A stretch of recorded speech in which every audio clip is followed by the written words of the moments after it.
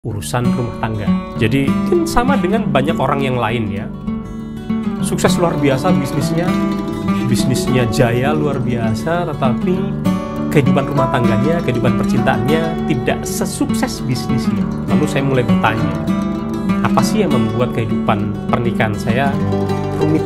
Bahkan kehidupan cinta saya menjadi rumit. Apa masalahnya? Gak ada yang bisa ngejawab.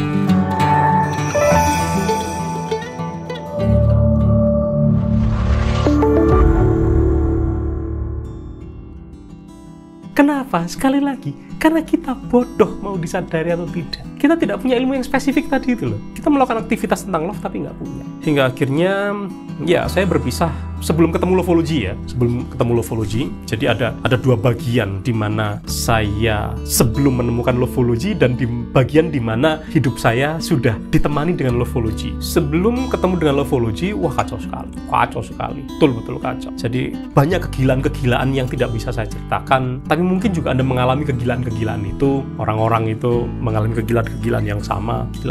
Kegilaan syahwat. Gila sekali. Apalagi saya dulu kan pembicara, keliling kemana-mana, keliling se-Indonesia.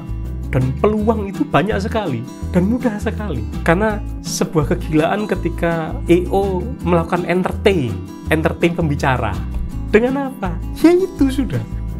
Dan itu kita tinggal menikmati saja. Wah, gila sekali. Dan itu adalah dosa-dosa yang hari ini ya saya harus menangis untuk mengenang itu. Saya menceritakan itu bukan kebanggaan, tapi adalah hal yang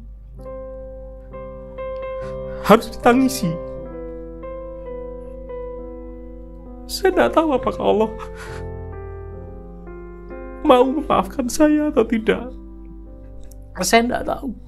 Tapi yang saya minta dari Allah adalah, aku seperti ini karena aku nggak punya ilmu. Saya melakukan ini karena saya bodoh dan saya nggak punya ilmu. Makanya mungkin Allah dengerin gugatan saya. Allah dengerin itu. Akhirnya saya adalah orang yang bebal. Saya tidak percaya sama orang. Saya tidak mudah didoktrin oleh orang. Akhirnya Allah memberikan nasihat-nasihat itu melalui Lovology. Sering saya bilang bahwa Lovology adalah nasihat Allah pada saya. Karena semua hal yang ada di sini, semua hal yang saya tulis dalam Lovology, saya tidak membaca kitab. Tapi setelah Lovology selesai, tulisan saya ada di Ihya Ulumuddin, ada di kitab ini, ada di kitab itu. Dan ketika Lovology selesai, nafasnya Islam ternyata. Dan ini adalah pesan-pesan cintanya Allah kepada saya.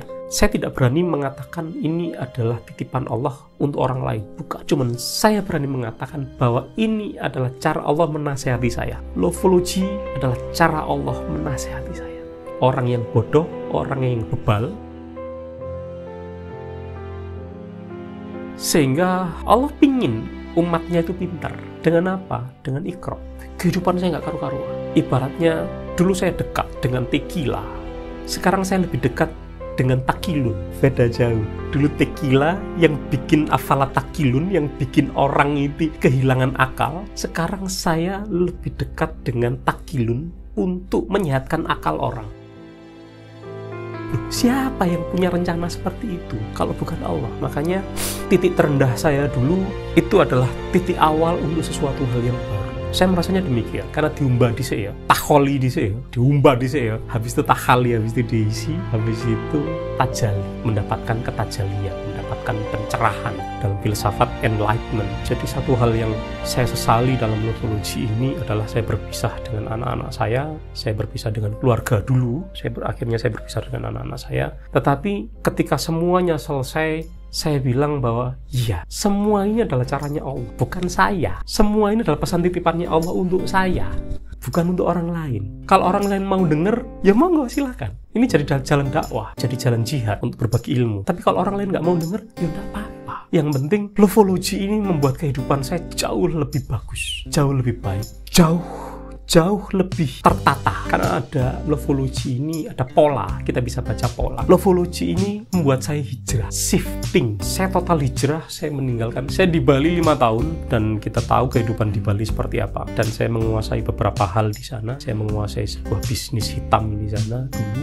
dan hari ini semua sudah saya tinggal. Saya nggak ada, dan bisnis itu lumayan besar hasilnya. Itu sudah saya tinggal, semua saya tinggal, dan itulah titik terendah saya. Saya pulang waktu itu, saya selalu menulis tentang teori rasa dalam Lovology, teori rasa kebahagiaan. Dan begitu pulang saya nggak punya uang 1 rupiah pun. Pulang nggak punya istri, bayangin Mas, pulang dari Bali riset itu, pulang nggak punya istri, nggak punya uang 1 rupiah pun nggak punya. Bayangkan, biasanya punya uang, nggak punya uang loh, rasa stres kan?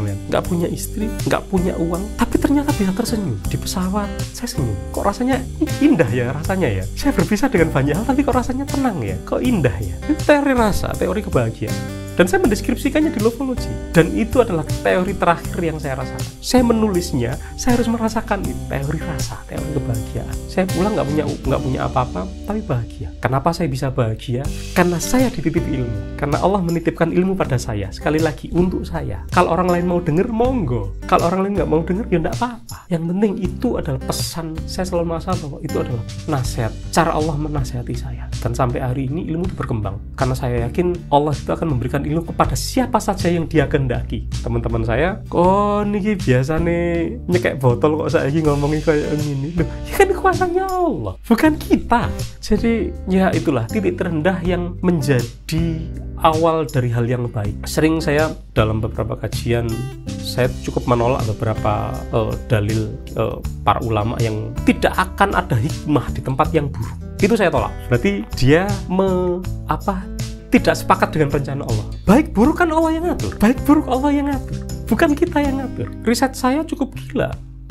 Ya, riset saya cukup gila. Cuman nggak mungkin saya katakan di sini. Cuman the craziest thing di Indonesia itu riset saya. Kalau penasaran dengan riset saya, cari risetnya tokoh namanya Magic N. Johnson, tokoh seksolog tahun 60-an. Saya melakukan hal yang sama tanpa tahu dia. Jadi Magic and Virginia Johnson adalah seorang dokter dan asistennya, dokter seksologi dan asistennya yang melakukan riset tentang human sexual response. Saya melakukan itu persis sama seperti apa yang mereka lakukan. Tapi saya baru tahu ketika riset saya selesai.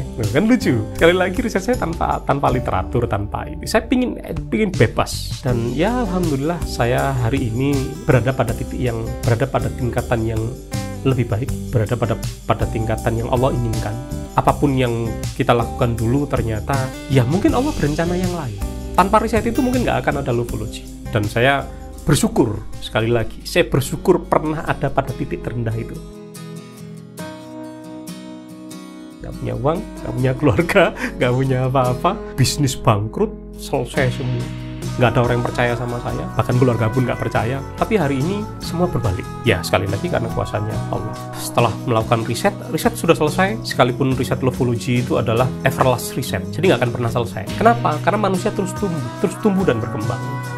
Riset sudah selesai, lalu Lovology punya project apa? Ya, Lovology memiliki sebuah project untuk merubah mitos menjadi logos melalui dekonstruksi atau recoding DNA cinta, kasih, dan sayang sebagai jalan ibadah dan jihad terbesar manusia dengan membangun logika kecerdasan spiritual untuk mengendalikan kecerdasan seksual sebagai warisan ilmu tertua untuk peradaban lovely yang lebih baik. Cukup agak tinggi bahasanya, tapi ini adalah semua pesan Allah itu ada di sini. Semua pesan Allah itu ada di kalimat tadi, dan wejangannya Rasul juga ada di situ.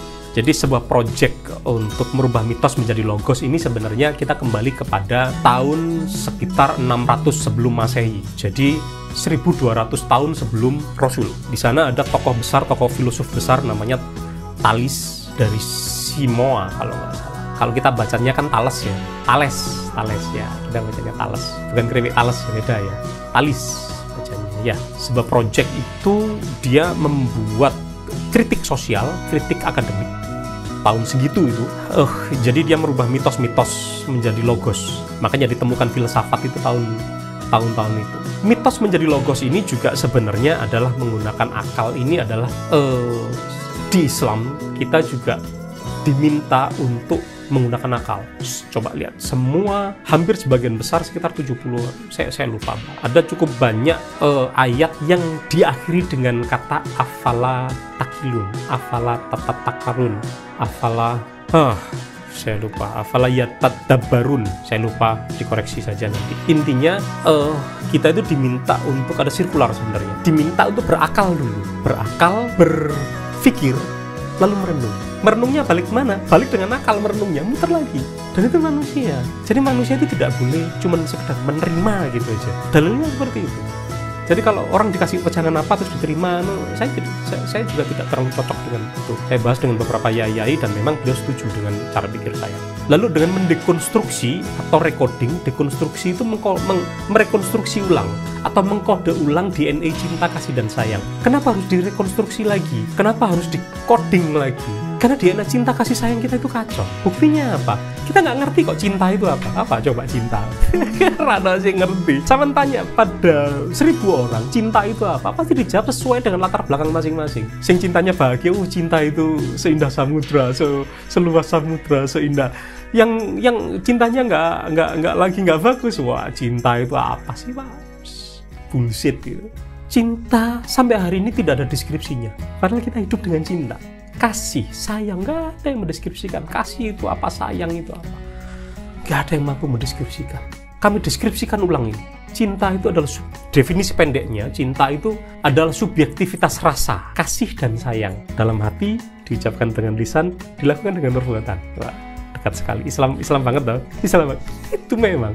Dan saya bisa jelaskan, rasa itu apa, kasih itu apa. Jadi saya setelah riset, saya belajar filsafat cukup dalam. Mungkin hampir lebih kataman filsafat daripada ngajinya mungkin ya. Jadi filsafat, salah satu fungsi filsafat adalah clarifying konsep. Dan itu yang saya terapkan dalam levology. Sebagai sebuah ilmu yang baru, saya terapkan dalam levology, clarifying konsep. Jadi menkonstruksi ulang cinta itu. Dan itu diajarkan dengan sederhana, sesuai usia dan kebutuhannya. Sebagai jalan ibadah dan jalan jihad. Jalan ibadah ini, cinta itu adalah jalan ibadah ternyata. Yang terlama. Sholat cuma berapa menit sama sholat. Tapi cinta dan pernikahan itu luar biasa. Isinya ibadah tok di dalamnya. 24 jam isinya ibadah tok. Ngemuli bojo, gak kemulan turu, dikemuli oleh pahala. Tangi sing wedok, gaekno kopi sing lanang pahala. Sing lanang dikaekno kopi bilang makasih mah sama senyum oleh pahala. Ini komunikasi seperti itu gak pernah diajarkan. Akhirnya kacau semua. Nikah itu dianggap hanya cuman kebutuhan biologis untuk produksi anak.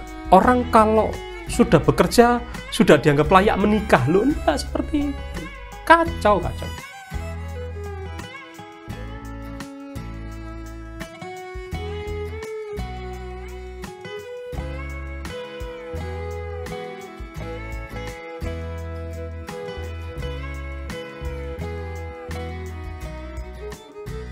Kasus-kasus yang terjadi hari ini, jenengan coba cari, semua kacau.